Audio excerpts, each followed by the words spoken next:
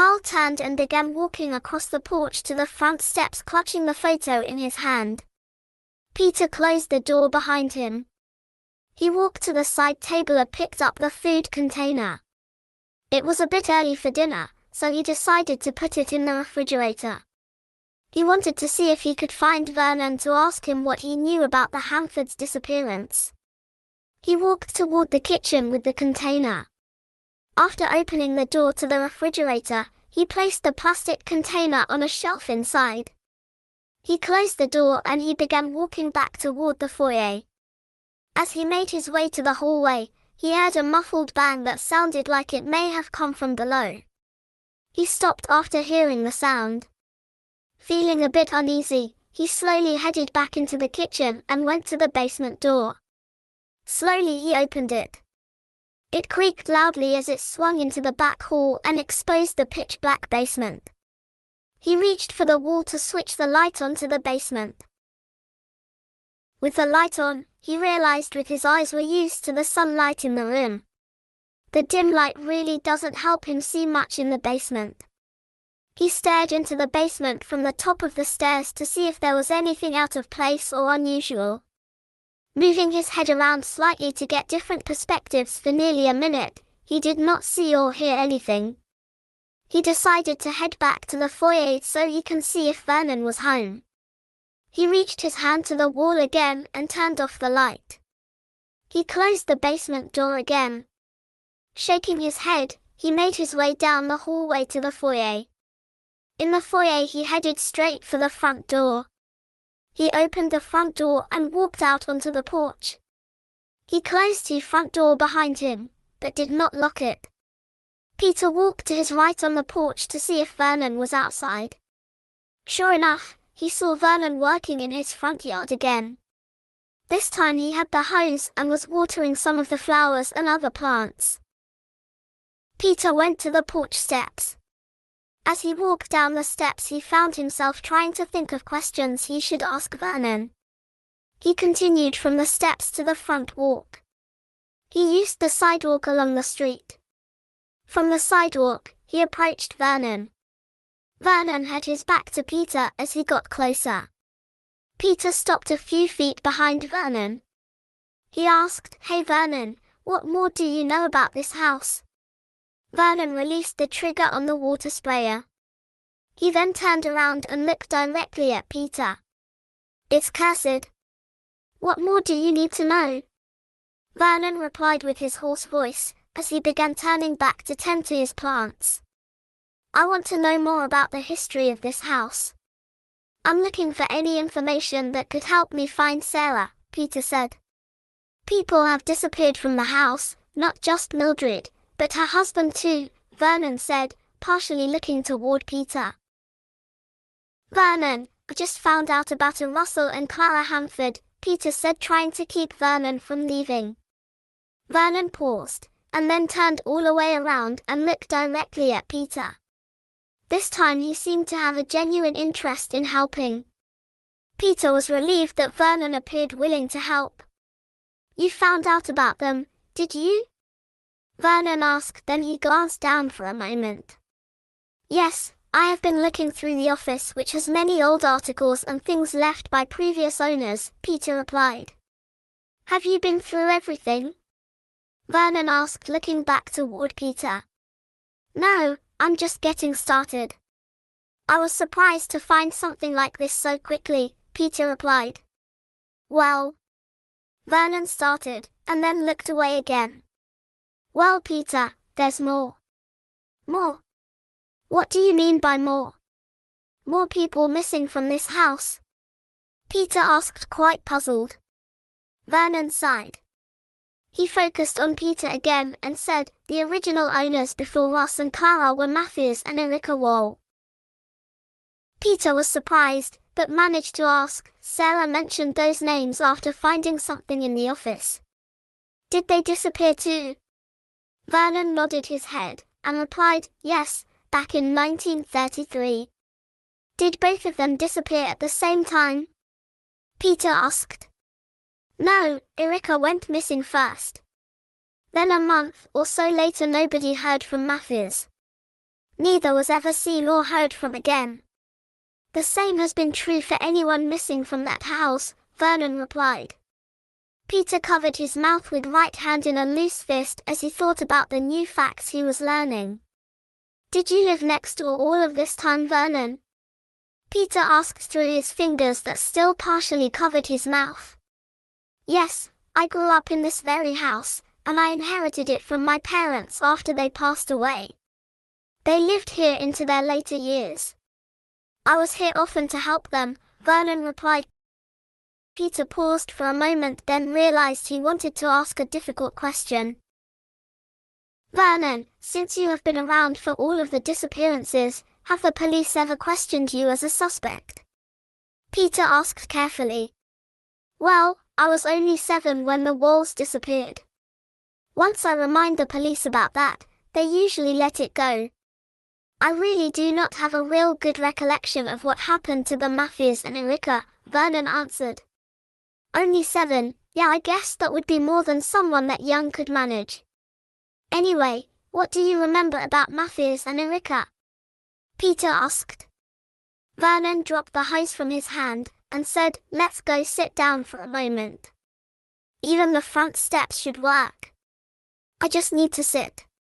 Sure, I'll just follow you, Peter replied as he followed Vernon, who was walking slowly toward his front steps. Peter figured Vernon must be in some type of pain, but he decided against commenting about it to Vernon. Vernon grabbed the stair railing, slowly turned around, and took a seat on the second step. Peter soon took a seat beside him. Vernon stared to the street for a moment, then faced Peter and said, well, I'm not sure if any of this will help. Just remember that I was quite young when this happened, and there are only a few things that I still remember about Matthews and Erica. That's fine, Vernon, anything will help, Peter said for encouragement. Narrowing his eyes slightly, Vernon started, I remember that Matthews worked with furnaces. You know, installing and repairing, that sort of thing. He was quite a good metal worker. His shop was downtown. I think it's a restaurant now. He installed the furnace in the house, and converted it to gas later. Come to think of it, it wasn't too long after he did all that work to convert it when Erica disappeared, and then he disappeared. And you remember that from when you were 7? Peter asked. Oh, I remember my folks talking about him and Erica at dinner. For some reason I guess it just stuck in my mind, Vernon answered. What was he like, I mean as a person? Peter asked. Well, from the few times I remember seeing him, he was stern, but quiet. I don't think he really liked going out too much. He was probably the type that was a good craftsman, but not so good with people, Vernon replied. Was Erica a quiet person too? Peter asked. Vernon shook his head, and replied, no, quite the opposite from Matthews. She was actually a bit of a socialite around town. Even in this small town, she managed to find things to do away from home several times a week. Did that upset Matthews? Do you remember if they argued? Peter asked. I just remember a few times hearing them arguing after I went to bed. The argument would wake me up. I suppose she may have just arrived home from some function, and he would be asking her where she was and that kind of thing, Vernon replied, glancing toward the street then back toward Peter. Were there more arguments close to the time when she disappeared? Peter asked. Now that you mention it, there may have been a few, but not really any all that memorable, Vernon replied. You said that Erica disappeared first, and then Matthews a month or so after that. What happened between the time she disappeared and Matthews disappeared? Peter asked. He hid in the house. I'm not sure he ever came out afterwards. The police did talk to him a few times, but he just talked to them from the front door. No one was sure when he actually disappeared, since it may have been at least a week since anyone had seen him. Then someone from the police station tried to contact him and no one answered. They searched the house, but found nothing. It's been the same for everyone who has disappeared from the house. There are no clues in the house, Vernon explained. So you don't know anything more about the other cases that would help? Peter asked. Sorry, Peter, but I can't tell you anything more that would help. Russ and Clara were very nice neighbors, and it was a shame that they disappeared, but they got along well as far as I knew. They just vanished. No reason. No one saw it coming, Vernon explained. Well, I have learned a lot from you today, Vernon. It may actually help. There has got to be a connection or something here, Peter said as he placed one hand on the railing and began to stand up. Vernon started to stand up as well, and said, Good luck, Peter. If you can think of any other questions that may help, please come over and ask, anytime. I may take you up on that, Vernon, and thank you so much for taking the time to help. I'll let you get back to watering, Peter said, as he watched Vernon finish standing up. Vernon nodded, and replied, Thanks. Peter nodded in acknowledgement and headed back to his house. Armed with much more information, Peter walked away with a purpose. He wanted to continue looking into the items in the office. Perhaps he could find more, since he had a better idea of what to look for. It may be worth contacting the police again to tell them the information, he felt. The more people that looking into this option, the better chance of finding an answer. As he reached the front door, he pushed the unlocked door open and walked into the foyer. Once in the kitchen, he walked to on the counter and picked up the phone. Who should he call first? He saw some of the cards on the counter by the phone. He decided he would call someone in the police station first. He retrieved Mark Campbell's card. He dialed the number. The phone rang on the other end a few times. Mark Campbell, Wharton Police, the voice answered. Hello Mark, this is Peter Corbin. You know my wife Sarah is missing, Peter replied. Yes Peter, let's see, I really don't have any update on our search. The other tips we have received haven't led to any breakthroughs. I did see you at the bridge over the Chiltern River. That was the only tip we have received that we actively pursued yet, Mark said. Well, my boss at work will be working on flyers to put up around town. Hopefully that will lead to more tips too, Peter said. Yeah, I suppose that can't hurt. Will it use the police as the contact on them? Mark asked. I believe so, but I didn't specify that to Carl Bishop, who will be making the signs, Peter responded. Oh, I know Carl. He'll do a fine job on them. Well, were you just checking in on the status or do you have any new information? Mark asked. Well, I'm not sure how much of the history of the house you are aware of, but I just got some interesting information from my neighbor regarding the house, Peter said. Okay, let's hear it, Mark said with a hint of disinterest. Okay, I'll see if I can get this straight. You know the previous homeowner, Mildred Croft, disappeared. I found out that her husband disappeared in 1988, Peter starts to explain. We are aware of both of those cases, Mark replied.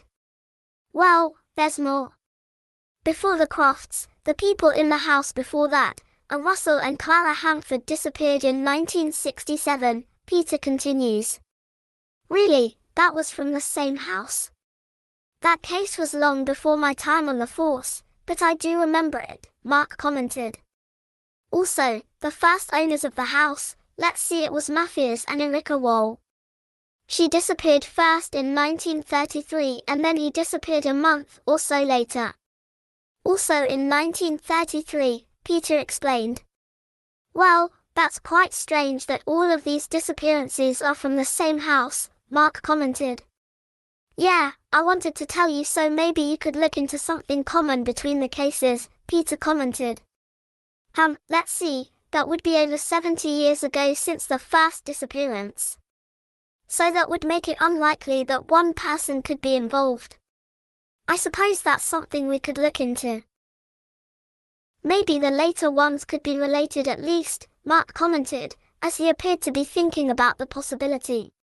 The one thing that got me thinking was my neighbor who told me about this has been next door all of these years from the first disappearance, Peter said. I think we interviewed him. Was it Vernon? Mark recalls. Yes, Vernon Kramer. He remembers facts about all of the cases, though he was only 7 in 1933, Peter commented. Well, if he was just 7 for the first disappearance. Mark started commenting. There could be other people around that would have been older then, Peter proposes. Well, that could be possible. Well, look into this information, Mark said. I guess that's all I can ask you to do, Mark. Just see if there is anything in common, Peter said, realizing Mark might not view the information as the breakthrough they needed. Okay, Peter, we'll go through the old files and see what may be common, other than the house. Please don't get your hopes up on this though. It could just be coincidence that people are missing from the same house. I mean, first you mentioned ghosts, and now it sounds like some kind of a curse or something. I just get the feeling you're holding something back from us, Peter, Mark commented. Sometimes I wish I did have something to hold back, Mark, but I don't. I just really want to look into anything that could help find Sarah, Peter said defensively. Well, anyway, we'll do our best, Peter. Give me a call again if you do think of anything else or need an update, Mark offered. Thanks, Mark. I'll let you know. Goodbye, Peter said. Goodbye, Peter, Mark said, just before he hung up the phone. Peter also hung up the phone. He was a bit disappointed that Mark did not see the house's history as a major break in the case. He did understand the logic in Mark's skepticism though. After closing his eyes for a moment, he reopened them, and decided to reheat the dinner that Carl brought over earlier. Maybe eating something would help boost his spirits. As Peter sat at the table finishing up his dinner, the phone rang. He walked to the counter to pick up the phone. Hello, he said, as he answered the phone. Hi Peter, this is Colleen. You remember, Colleen Phillips, she replied. Peter was surprised, and replied carefully, Oh, hi Colleen, how are you doing? Oh, I'm fine, but I called to see how you were holding up. Carl told me about Sarah, then the police called and asked me some questions. I can't believe it, Colleen replied. Yeah, well, I don't know what happened to her. She's just gone. I woke up Saturday morning and she wasn't there, Peter replied. Oh, I'm so sorry for you, Peter. That is just awful, Colleen said, trying to comfort him. I don't know if it was because I drank too much at Carl's party or what. I just don't remember much from that night, Peter said. How are you holding up through all of this? She asked. I guess I'm getting by. You know, taking things one step at a time. It has been rough though. I think they may have originally suspected that I had something to do with it first, Peter said. But they don't suspect you, do they? She asked. Well, I think some of them may still suspect me, but there's no evidence to prove that I did anything. Of course I can't remember anything either, which makes it hard for me, Peter said. I know you didn't have anything to do with it, Peter, she commented. Well, thanks, Colleen. At least some of the investigators involved in the case agree with you too, Peter said. Peter, is there anything I can do to help? She asked. Not that I can think of offhand right now. Carl is making up some flyers to post around town. Maybe you could contact him and see if he could use some help, Peter replied. Okay, I'll call Carl, but is there anything I can do for you? Like, do you need someone to talk to? I mean, like that kind of help, Colleen offers. Peter was taken aback by the offer. He found himself making an audible sigh, and then replied, Well, I appreciate the offer, Colleen, but I think I'm okay for now. I'll let you know if I do need to talk though, okay? That's fine, Peter, just give me a call every once in a while at least to give me an update. I may call you too, she replied. Thanks, Colleen, you take care, Peter said, hoping to end the conversation quickly. Okay, Peter, you take care as well. I hope they find Sarah soon, and keep in touch. Goodbye, Colleen said. Goodbye, Colleen, Peter said, as he hung up the phone. His hand trembled as he placed the phone back on the counter. Was Colleen coming on to him this early after Sarah's disappearance? He knew that she made him uncomfortable on the phone. Sarah was jealous of Colleen. Could Colleen have been jealous of Sarah? The thoughts caused his mind to race. He made his way back to the kitchen table and sat back down in front of his almost completed dinner. Staring over the food, he continued to absorb all that had happened. After completing the remaining bites of food, he rinsed the plate in the sink and placed it in the counter. The sun had been down for a while, and very little light remained outside. He decided to return to the office to do some more research into the former homeowners. As he stepped away from the sink and rounded the corner to the hallway leading to the office, he quickly noticed that the office door was shut. He stopped. As far as he could remember, he left the door open the last time he was in there. After a deep breath and another shaking of his head, Peter continued toward the office door. He opened the door into the room. As usual, the door creaked loudly as it swung into the dark room. He turned on the room light. The single mounted fixture on the ceiling cast a faded yellow glow across the room. He walked to the desk chair and sat down. Previously he had paid more attention to the items in the desk, not surrounding it. He noticed a framed photo propped on the desk. The ornate golden frame was of a couple roughly in their early 60s or so. Judging from it being a color photo, and not too faded, he deduced it could be Mildred and Oliver Croft. It may have been taken for an anniversary or some other event. Seeing the photo sparked his interest in seeing what the other homeowners looked like as well. He continued looking through drawers and files in the desk. Perhaps he would find some photos and all other information on the homeowners, including Matthews and Erica. First he searched through the folder with the articles. It was still open on the desk. He put aside the article on the top, and began looking at the next one underneath it. It was another article about Oliver's disappearance. It looked to him like the articles were saved by the Crofts. Since he wanted to find more on the owners before the Crofts, he decided to look for other folder that could hold articles or photos. The bottom drawer was still open. He bent down and extended both hands into the drawer to rummage around to get a better idea of what might be there. After a few minutes of digging through the stacked files, he found one that looked like it had older newspaper articles with photographs. He lifted up a stack of folders to remove the one near the bottom of the drawer. He set the file on the desk and opened it. Faded orange and brown newspaper articles clipped from the local paper were before him. According to the date on the top article, it was from the mid-1960s. Thinking about it for a moment, he nodded his head slightly, hoping to find something about the Hanfords. He picked up the top article and began reviewing it. It was a 30th anniversary announcement. The title said that the couple was Russell and Clara Hanford. He unfolded the article to continue reading. The details did not reveal anything that seemed strange to him. It just mentioned items like what their two grown kids were doing, and other relatively normal details. Even though there was not much to learn from the article, he did take a moment to examine the photo of Russell and Clara. For some reason, he felt like he should at least know what the two looked like. Next he just needed to find photos or some likeness of Matthews and Erica Wahl. Since the folder he found the articles with the Hanford's photo was near the bottom of the drawer, he realized it would be unlikely that anything much older was in that drawer.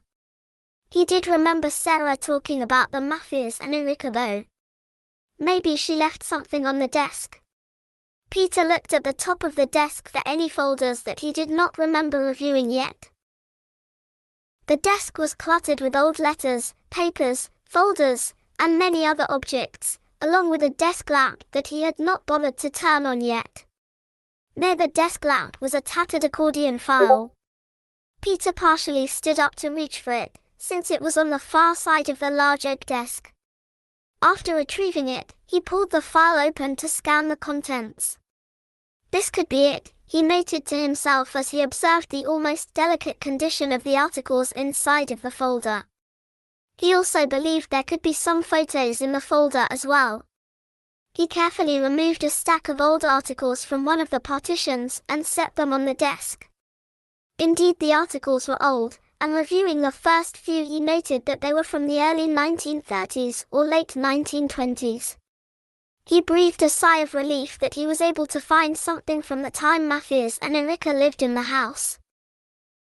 The article on top was about a local dance club, and it did include a photo of members of the club posing for the camera in rows. Women were in the first row, and men were in the second row. The names of the people were listed in the caption below the photograph. Scanning the names, he found Erika Wahl's name, but not Mathias. He noted that she was the one in the first row, and the fourth woman from the left. She was smiling in the photo, as if she enjoyed being in the club. He was a bit puzzled why Mathias was not mentioned or in the photo. Maybe he did not like to dance. He set that article aside and examined the next one. This was a similar article about a different club. This time it was a social club with another group photo. Again, he found Erika's photo, but no sign of Mathias. As in the previous photo, she was smiling. The next article was about a local church choir. As he suspected, Erika was in the choir, but no sign of Mathias. Even in the few articles he has read about Erika, he could tell that she liked being out with others in the community. Mathias must have been different, since he had not found an article mentioning him yet. Peter decided to look deeper through the stack to see if there were any articles that included Mathias. He reviewed each article carefully enough for Mathias' name before continuing on to the next. He reached the last article in the stack, and it only had another article about Erika and her social activities. Where would there be a photo of Mathias, he asked himself. He thought about this as he collected the stack of articles and carefully placed them back inside of the folder. As he did, he remembered the photos in the folder as well. He removed a group of old photos from another compartment in the folder and set them on the desk. The top one was of a young couple in a wedding pose. He recognized the woman as a younger Erika, and the man must be Mathias. She had the same smile as she did in the group shots he found earlier. Even though it was for a wedding, Mathias seemed to have more of an expressionless appearance. He continued to look through the other photos. He did find more photos of Mathias. Some of the photos still were from their younger years, but some were taken when they were older. Peter did notice that he had not found one photo where Mathias was smiling or appeared happy. This would agree with what Vernon had told him about Mathias being more of a quiet person, and not the socialite that Erika was. Peter then came across a photo of Vernon standing in front of what must have been his work truck. On the side of the truck it said, Wahl's Furnace Repair and Installation. Again the photo of Mathias was expressionless and even unnerving. To Peter, it was almost as if he was staring directly at him no time. His hands actually trembled slightly. There was a click, and the room went totally dark, except for a small amount of light coming from a light in the kitchen. Was that the light switch that made the click? Carefully he stood up from the chair. Fumbling around, he made his way toward the door, occasionally bumping into objects on the floor along the way. When he reached the door, he moved his right hand toward where he remembered the light switch. He could feel it was down. His breathing and his heart quickened as it sunk in that the light switch apparently turned off without anyone touching it. Anyone he could see at least. Having seen enough, he decided to call it a night. He flipped the light switch back on, and returned to the desk.